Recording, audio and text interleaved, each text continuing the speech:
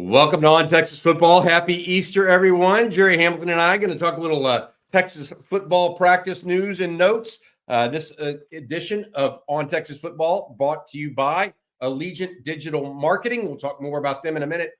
But, Gerry, let's start and talk about what's going on today. First of all, good luck to the women. They start at 2 o'clock.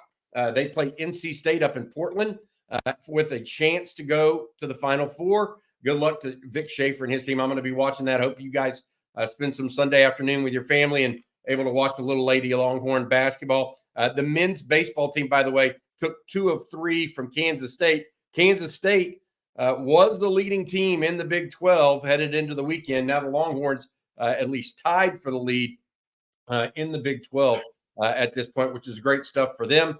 All right, let's get going, Gerry, and talk a little bit. What we want to mention right now, and our kind of goal for today to talk about is something we call movers. I mentioned this and wrote about this on Texas Football yesterday, but I thought we should give it a little bit more discussion. It merited some more topics, et cetera.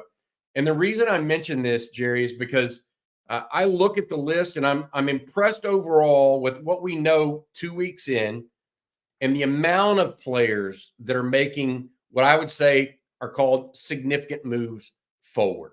Okay, so let's start on offense and then travel down to defense, and then we'll sum it all up. I'm going to start with a guy that I think's made and I'm being told has made a real push this spring, not necessarily to start at running back, but to get time at running back, and that's Trey Wisner, a young man out of Waco, Conley, then by way of DeSoto as well, played on that state championship team.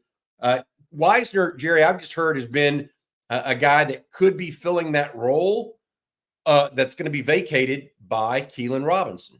Yet Wisner may have more true running back ability than Robinson himself. What have you heard? What are your thoughts on that topic? He's going to be one of 13 different guys we're going to talk about here today as a mover. Yeah, so I think the interesting thing with Trey is it's the versatility, right? It's to be able to catch the ball in the backfield. We'd had a discussion on Coffee and Football one of the mornings about Tua Tagovailoa's completion percentage, then Mac Jones his 1 year starting. Tua was 69-71%. This is all under Sarkisian, so this matters. 69-71%. Then Mac Jones got up to 77. Well, that team where Mac Jones completed 77% of his passes, they completed 38, I believe it was, maybe 40 more passes to running backs and tight ends in that season. So I think, you could see more catches out of the backfield for Jaden Blue, Wisner. I think Cedric Baxter probably stays about where he is. But Texas has 2 really good running backs that catch the ball out of the backfield. So does that mean more 21, more pony package? I've heard that's certainly possible. So I think we're going to see expand in the SEC. You get the ball out of your hands a little quicker because of the edge rushers in that league. So what that brings into play is those running backs, that tight end position, who can catch the ball in the quick game and do something with it. Texas happens to have 2 guys that have that ability, Jaden Blue and Trey Wisner. Interesting. And Trey Wisner is going to be a star on special teams this year. Yeah, I've heard he's had a really good spring, and they're looking for somebody to fill that role with Keelan Robinson, but they don't necessarily have to fill it in the same way that Keelan Robinson played that role, because Keelan has his own strengths, right? Certainly one of the best kick returners in the country. Speaking of kick returning, Matthew Golden's the next guy I want to talk about. His improvement from practice 1 to practice 5 was palpable. And his comfortableness with the system, the way he was moving without the ball, all of that stuff, he's getting up to speed extraordinarily quickly. If I'm saying that any of those guys, like Isaiah Bond, we knew kind of an elite possibility, right, for Texas. Matthew Golden, we don't know exactly what he is. He caught 39 balls and 38 balls, I think, is his 2 years at Houston. So he's a good player, great on special teams. But how's he going to fit in Sark's offense? And frankly, I'm hearing that he's going to fit really, really well as of right now. Yeah, so he's a guy that I think is almost better in a game than he will be in practice. So if he's impressing in practice, that's a really good thing. Because, look, kickoff return shows up in practice. He's one of those guys with more of that running back physicality in a way, after the catch. So sometimes that doesn't show up in the practice setting as much. I think he's a gamer. I think he's just better in a game. But here's the thing. He's going to be your kickoff return man. That's obvious. I think he can play multiple positions at wide receiver. So, but these guys, Bond, whether it's Bond, Golden, Silas Bolden will have this when he comes in for August practices. It's still a different system than you've played in before. There's more demands pre-snap at the receiver position, especially because Sark wants you to learn multiple positions. So it doesn't surprise me that it's taken a little bit of time for him to kind of get comfortable there. But again, I think this guy, when it comes to scrimmages and when it comes to games, is when he's really going to shine. That's just that's the nature of a more physical receiver that's good after the catch with power more than darting quickness like we hear about Aaron Butler. That's going to be different than what you hear about Matthew Golden. It's interesting with Golden. I just hear he's playing really, really well at this point. All right, I've got one more receiver we want to talk about. But first, I want to say thank you to our sponsor. The Roundup here each and every Sunday or Monday, depending on what news is going on, brought to you by our friends at Allegiant Digital Marketing. Did you know that among the top 9 challenges business owners face, the most difficult ones include finding customers, increasing brand awareness, digital advertising, and lead generation? What if I could point you to a local homegrown agency here in Austin that could solve these problems for your business once and for all? For more than 25 years, Allegiant Digital Marketing founder and CEO Chad Markham, a UT grad and an instructor of the Digital Marketing Bootcamp at UT Austin, has helped thousands of businesses overcome these challenges.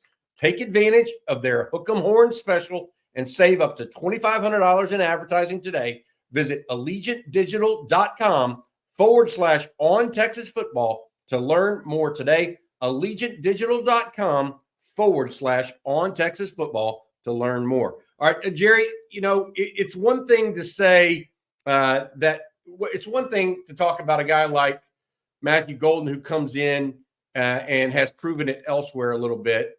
It's another to talk about DeAndre Moore. First guy at practice multiple times early on. He's not, we talked about this. The way he's moving is not the same way Matthew Golden is. We think Matthew Golden's going to absolutely be part of the offense. DeAndre Moore is fighting for a part in this offense. I think they all are, but you get my point. People understand it because he's just he's a true sophomore, or actually redshirt sophomore, or redshirt freshman. So my thought on Moore is he's moving because he's acting like he's just not going to be denied, and he's seeing some strong comments out of it, including some from Quinn Ewers himself. Yeah, so that's the key for DeAndre. Which one of these receivers can kind of be Quinn's best third down friend, right?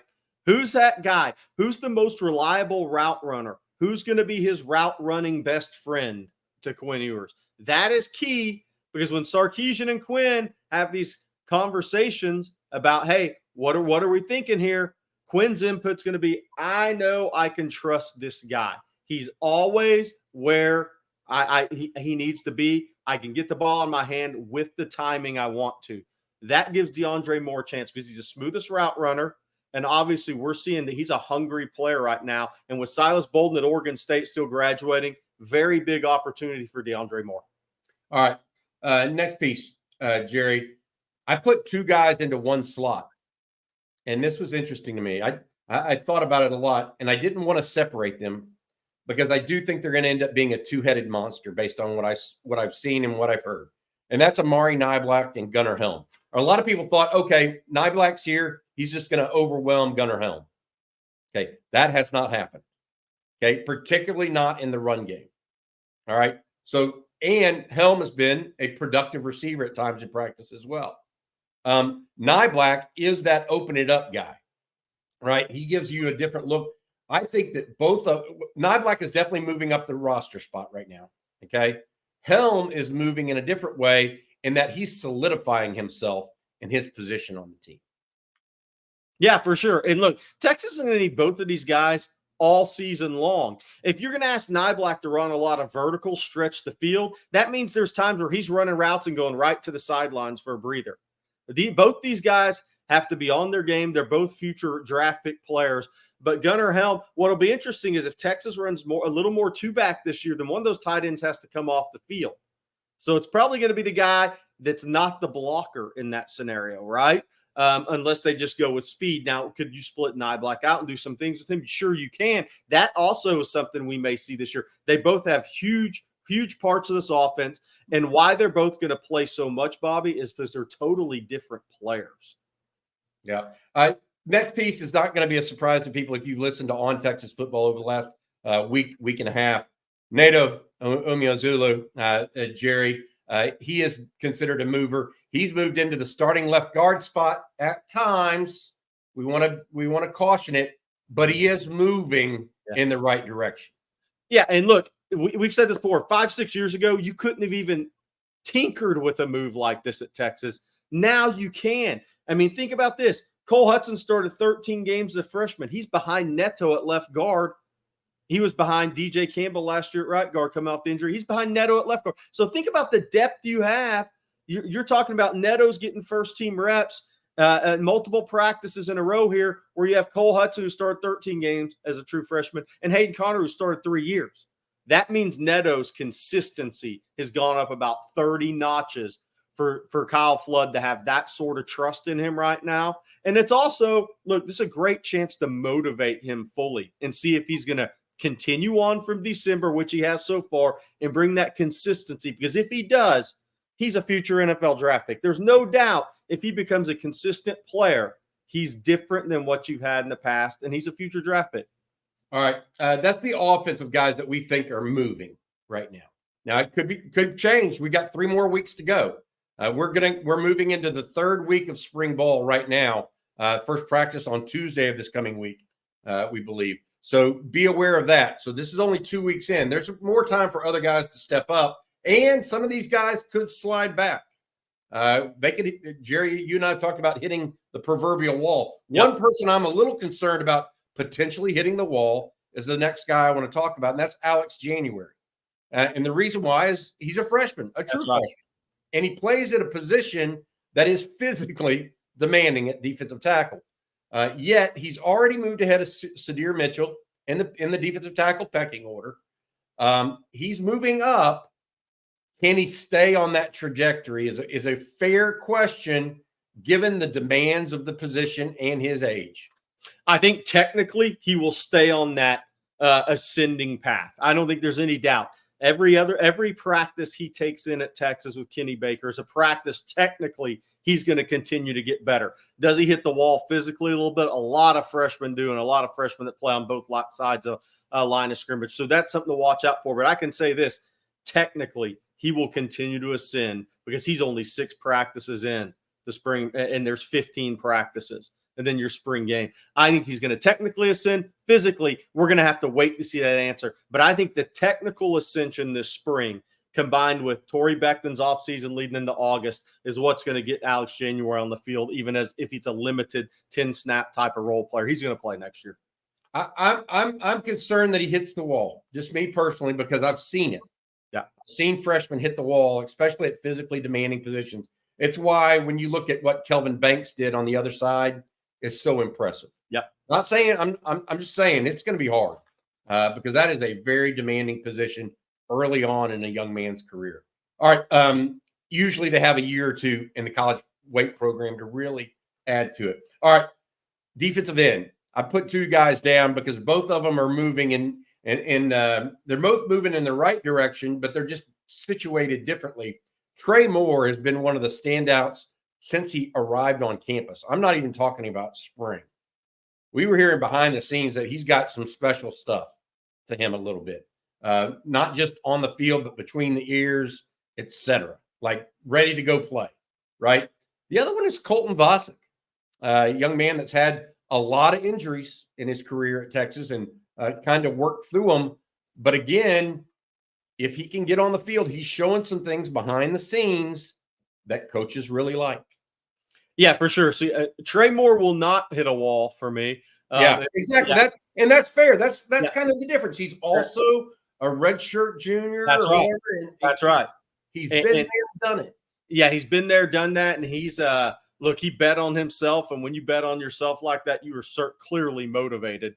So I think Trey Moore is going to continue on. The biggest thing with Trey Moore, the biggest question I have for him is not really performance. Now, I'm not expecting 15 or 16 sacks like UTSA, but I am expecting him to be the sack leader for this team next year. The biggest thing is, does he have a C on his jersey? The way Steve Sarkisian's talked about him, he could be a rare portal transfer player that actually is a captain on a team. That is hard to do, and that would say a heck of a lot for his future in football or whatever he does. Colton Vossick's so interesting to me because you said the number of injuries. That's been in a short amount of time, too. We're not talking about 3 years. Yeah. We're talking about a year since he enrolled at Texas last January. So he's had a number of lingering issues in a short amount of time. The whole key for Colton is before those injuries set in, he was being talked about as a guy that could play his way into the rotation. So the staff is high on him already. So if he stays healthy, he adds a dimension because one thing he has, the one thing you will never question with Colton Vossick is his motor and his toughness. Now, injuries can cause anybody to have to sit on the sidelines, right? Even tough guys have a hard time overcoming backs, toes, things like that. But if he's healthy, and he plays his way into rotation, it's going to be a motor and he's going to be physically tough. And going to the SEC, those are 2 requirements. Got it. All right. I want to keep talking here a little bit about some linebackers next. But before I do, I want to say thank you again to our sponsor and someone we partner with, Allegiant Digital Marketing. Are you a business owner who struggles with the following? Finding new customers, consistent leads, finding marketing services to promote your business, ones that actually work. Founder and CEO Chad Markham with Allegiant Digital Marketing, an Austin-based advertising agency, has helped thousands of business owners just like you for more than 25 years conquer these very same challenges. So if you're ready to start making money in your business and grow with confidence, visit allegiantdigital.com/ontexasfootball and get a free marketing plan. Plus, you can save up to $2,500 in advertising with their Hook 'em Horns special today. That's allegiantdigital.com/on-Texas-football. We appreciate Chad and his team's sponsorship of On Texas Football. Thank you very much, Chad. All right, let's go to the next one. And you were talking about a C on the chest. Well, I think that the odds-on favorite for that on defense right now are 2 guys, David Benda and Michael Taft. Yeah. Okay, let's start with Benda. He was the first defensive player this spring that Steve Sarkisian sent to meet with the media. That is telling. Yes. And that tells me as much as anything, they are relying on David Benda in 2024. Yeah. So his role is as much off the practice field as it is on the field. That means his message to the defense. That means his message to the young linebackers. That means his message in general in the locker room. There's a belief from Steve Sarkisian and staff that David Benda can deliver their message 24/7 to the football team. And it's a player. Look, Steve Sarkisian said player-led programs at time is an overused statement, but a player-led program, ideally, when things aren't on the field, when you're not in the meeting rooms, is so key for football teams maximizing. Who are those guys going to be? I think we know one, and that's David Benda. He's part of your player-led team this year, no doubt about it. And look, his play on the field, to me, it's going to be being a disruptor. It's going to be maybe not all the play he made in the backfield against Alabama, but it's unbelievable. Yeah. It's going to be some flash plays from him. That's going to be his strength as a player at Texas. It's going to be that can he double up the number of flash plays he made last year? I think expecting him to do something he's not is going to lead people to have unrealistic expectations. Let's just see if he can maximize what he does have. Yeah, I'm interested because I think that from talking to him at that media availability, Jerry, I think he's working to become a more complete linebacker. I asked him specifically, what was he working on? What were the things that he felt he needed to work on? Pass coverage. He did not shy away from that, right?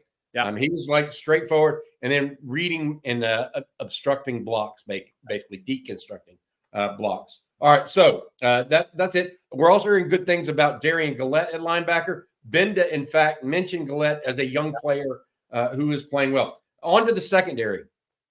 The other guy that might be having a C on his chest is Michael Taft. So I'll say this. I've been to 2 practices now. Both times Michael Taft was the one leading the secondary. Not Terrence Brooks, not Manny Muhammad.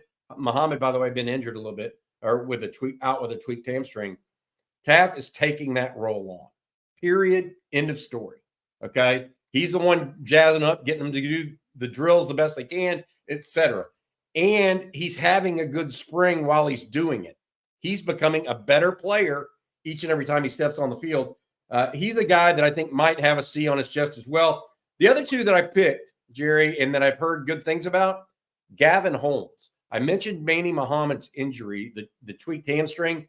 That's put a new onus and a possibility on Gavin Holmes, one that he has to take advantage of. His big knock last year, he wasn't physical enough. He wasn't willing to be physical enough. I'm told that he went into this offseason with the idea of, okay, it's time. If I want to play football for a living, I either need to do that or I'm not going to be able to do it. That's and right. He's taking that to heart. So that's a good thing. And then the other one is Jalen Gilbo. Jeudy Barron has been moving between corner and the star position, giving Jalen Gilbo quite a few reps at the ones at star. And he's looking as good or better than he did prior to his knee injury. Yeah. So the thing with Gilbo is it's easy to forget he started 3 games as a true freshman when Barron was out and played well. He that was not a major drop off to where Steve was pulling his hair out of his head, right? Sarkisian pulling his hair out of his head. It wasn't like that. Gilbo's a talented player. You know how talented Gilbo is? Gary Patterson tried to recruit him twice to TCU. I mean, that tells you that a guy's a talented defensive back, right? So here's the thing. These guys who have to have a little patience right now, their patience is going to be tested. Guys like Gilbo, if you stick it out and you stick her out, again, look, injuries happen. He started 3 games his freshman year.